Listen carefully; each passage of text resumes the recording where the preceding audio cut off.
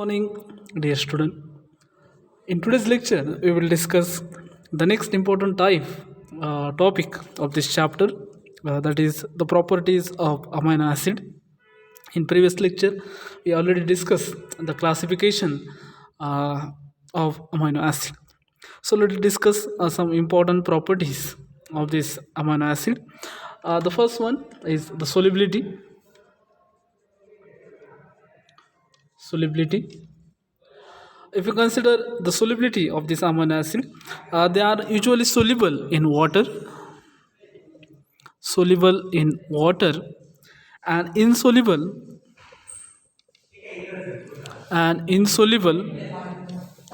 in organic solvent.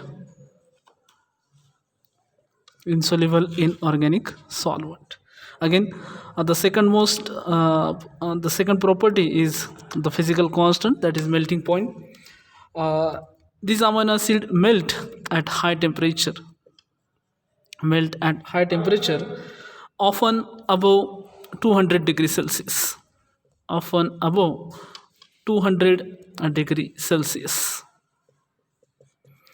So they are melt at higher temperature, often about 200 degrees Celsius. Again, the next important properties of this amino acid is that the optical properties.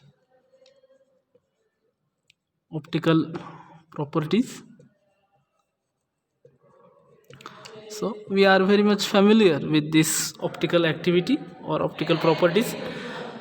All the amino acid except glycine. So you should remember glycine.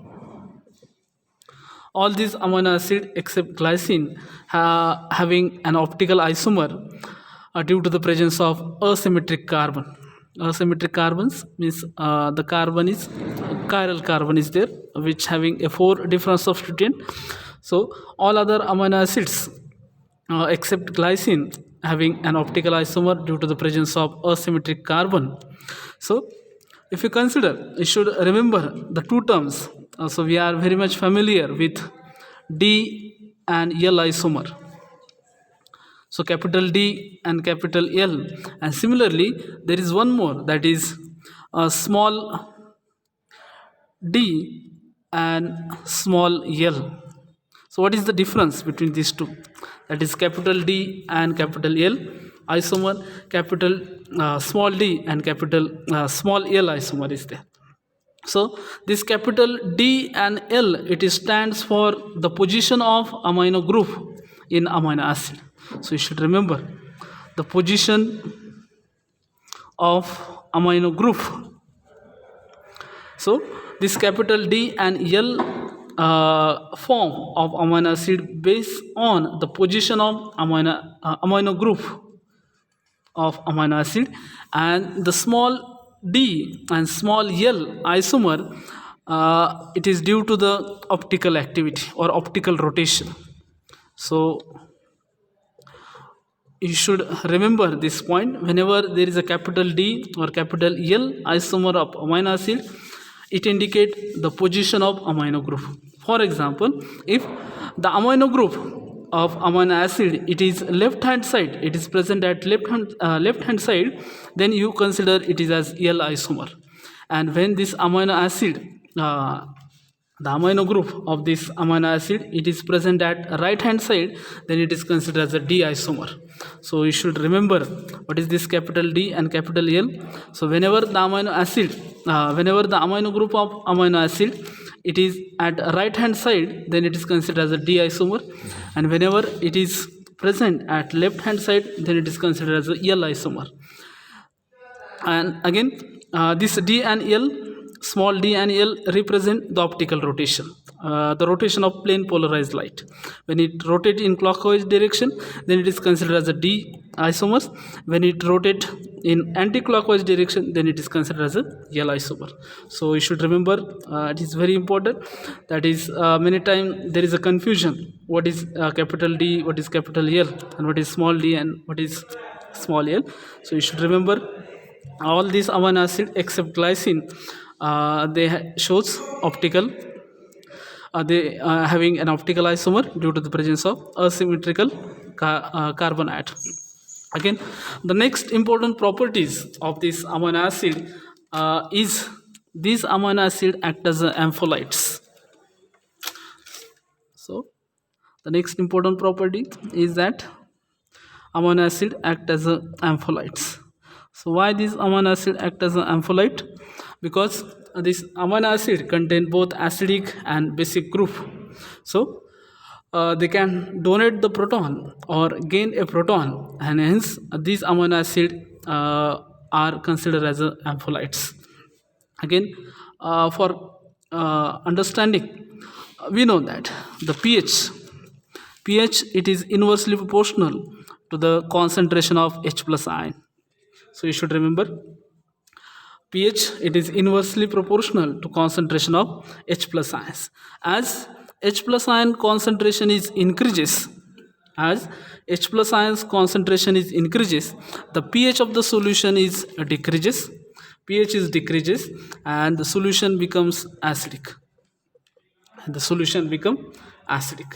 So in acidic condition or at low pH, the COH group of this amino acid it is remain in undissociated form. It does not dissociate. You should remember, it is remain undissociated form. Okay, and does not dissociate. So it is present as C double bond OH, but due to high concentration of H plus ion and low pH, the amino group of this amino acid it is act as a base, so it will take H plus ion and it is converted into NH3 positive. So you should remember, whenever the H plus ion concentration is increases, the pH of the solution is decreases and the solution or the medium is acidic. In acidic medium, the carboxylate group of this amino acid is undissociated form. It does not dissociate, while this amino group of this amino acid take H plus ions and convert into NH3 positive. And you should remember, whenever a solution is acidic, then this amino acid it is exist in the cationic form, that is it will having a COH group and it having NH3 positive group. So in acidic medium, this amino acid act as a cation. So you should remember, this amino acid in presence of acidic medium they act as a cation. Similarly, if you consider the second case, that is if the H plus ion concentration is decreases, H plus ion concentration is decreases, then the pH of the solution is increases and the medium is basic. So in basic medium, the NH2 group of amino acid is remain as it is. So there is no change in this NH2 group. But whatever the carboxylate group is there, it will dissociate to gives COO minus plus H plus. So you should remember, it is just opposite to that of first case.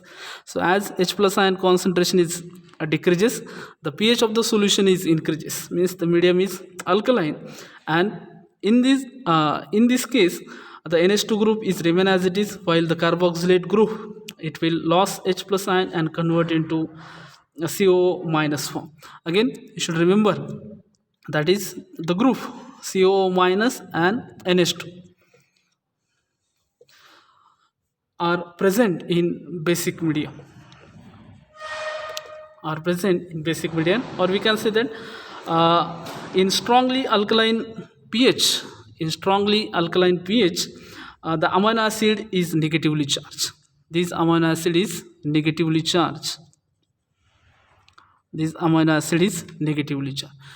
So in strongly acidic pH or at low pH, the amino acid is positively charged because it having a COH group, undissociated COH group, and NH3 positive group. So this amino acid act as a cation in strongly acidic medium, while in case of basic medium, when the pH is very high, the amino acid act as a negatively charged because the NH2 group is remain as it is, but the COH group, carboxylate group, is converted into COO minus.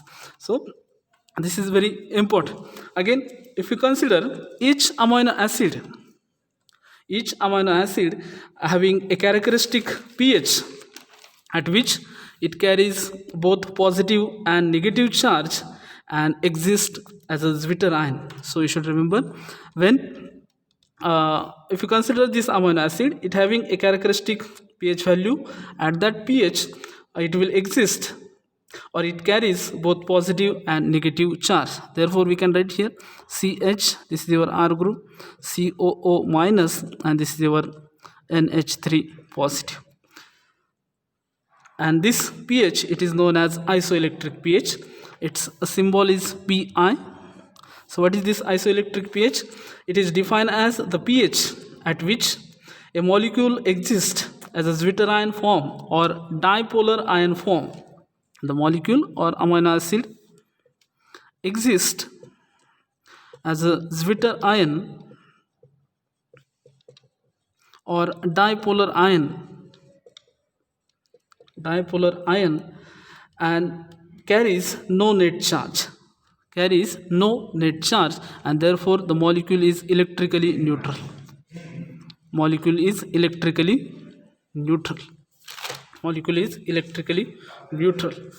So you should remember, for example, this Pi value, that is isoelectric point, can be calculated by taking the pK value of corresponding ionizable group. So pK of acidic group plus pK of amino group divided by 2, so we get the isoelectric point. So you should remember, whenever you consider an amino acid, so if you consider CH, COOH, NH2R, so this is your neutral form of amino acid. When this amino acid, it will take H plus ion, then it is converted into cation form, NH3 positive, CH, COOH, and this is your R group is there. So at that condition, the pH is very low, acidic pH is there at low pH. And when the neutral form of this amino acid, when lose H plus ion, then it is converted into anionic form, that is NH2 CH COO minus R. So this is your anion. So at high pH, and there is one more condition, that is when this form, this cation form, when it lose H plus ion, then it is converted to CO minus, and when this NH2 this anionic form, it will take proton, so it will take proton and it will lose proton, then it is converted into Zwitter ion form, that is your CH COO minus NH3 positive, and this is your R group. So you should remember, this is the important property of amino acid. In the next lecture, we will discuss some reactions regarding to this acidic group and basic group, that is COH group and amino group. So you should remember this point: solubility, melting point, optical properties, amino acid act as amphilite, and isoelectric pH. Thank you.